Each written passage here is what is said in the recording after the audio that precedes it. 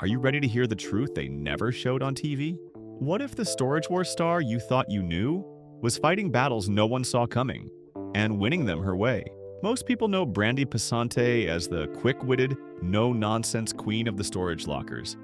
But behind those tough one-liners and eye rolls at dusty boxes, Brandi's real story is raw, messy, and 1,000 times more inspiring than anything a camera crew ever caught. Born in Texas in 1980, Brandi grew up surrounded by chaos. Picture a house full of rowdy brothers, constant teasing, and enough bumps and bruises to toughen anyone up. She's even joked about her black-eyed childhood photos, as if life was training her early for a fight. She never really fit in. Deep down, she felt different. Maybe she didn't know how yet, but she knew she'd carve out her own way. And when she met Jarrod Schulz back in '99 at a carpet cleaning job, she probably didn't guess that guy would drag her right into the biggest adventure of her life. And some of her darkest days, too. Jarrod liked to say Brandi was chasing him. She'd laugh that one off fast. The truth was, he had to wear her down with goofy jokes and stubborn charm. They weren't some fairy tale match made overnight. They grew into each other. Built a family, raised 2 kids, Cameron and Peyton, and tried to make life work like millions of other couples juggling work, bills, and babies. But nothing about Brandi's life was normal for long. When the recession hit, Jarrod's mortgage gig vanished. Bills piled up. Hope felt thin. Then came that tip from Jarrod's aunt. Abandoned storage lockers. A chance to gamble on junk and flip it for rent money.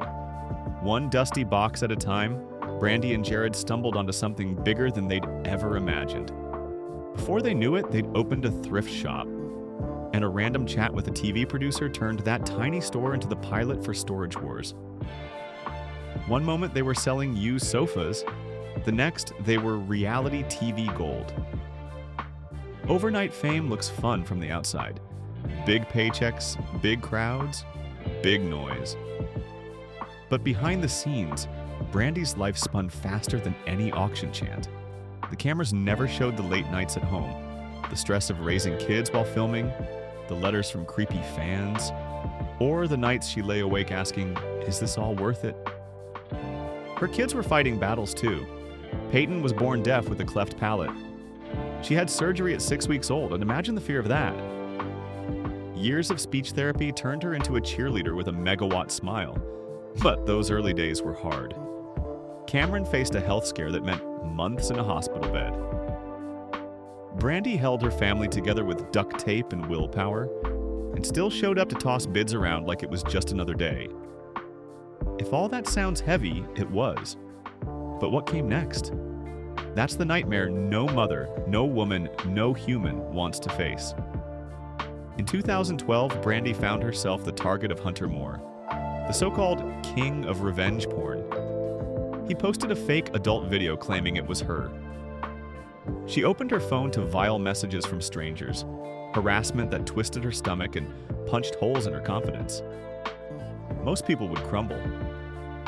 Brandi fought back. She took Moore to court. While she didn't get the millions she asked for, like just $750, can you believe it? She got something better. She shut him down. She slammed a door on someone who thought they could ruin her for profit. Even then, the hits kept coming. Her spin-off show, Brandi and Jarrod, married to the job, promised laughs but revealed cracks.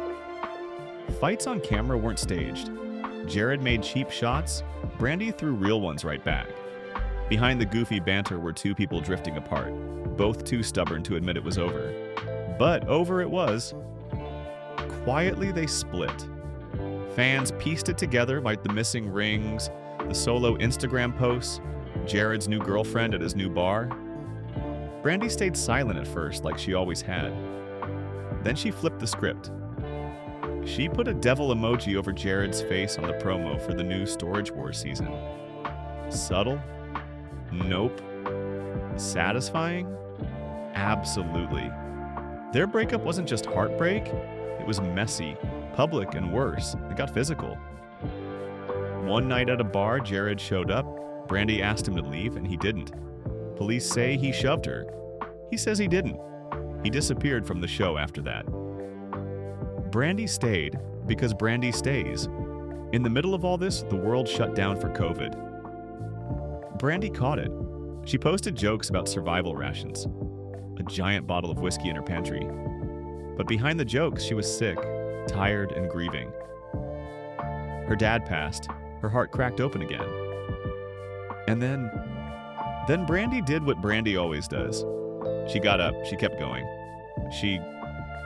Fans noticed her voice sounded different. She didn't hide it. Hashimoto's disease, she told them. An autoimmune thing that messes with your thyroid, your energy, your voice. She owned it. Same way she owned her scars, her story, and her freedom. When the dust settled, Brandi didn't fade away. She leaned in. She co-hosted a podcast, spilled her truth, and found love again with Clifford Beaver, a bar owner who didn't just date her. He lifted her up. She inked free on her middle finger with a tiny bird, a reminder that no cage can hold her anymore. Today, Brandi's back where it all started. Storage Wars is rolling into season 16. She's not just bidding on abandoned boxes, like she's betting on herself. She's launching her own podcast, The Real Reality, because if anyone knows what's real, it's the woman who survived fame, betrayal, heartbreak, lawsuits, parenting struggles, and internet trolls. And came out stronger. So next time you see Brandi Pasante tossing out a sharp one-liner in a dusty storage unit, remember, she's not just there for the treasure inside the boxes. She is the treasure. Battered, bruised, but never buried. If you're ready for more untold stories, stick around. The next video's got you covered.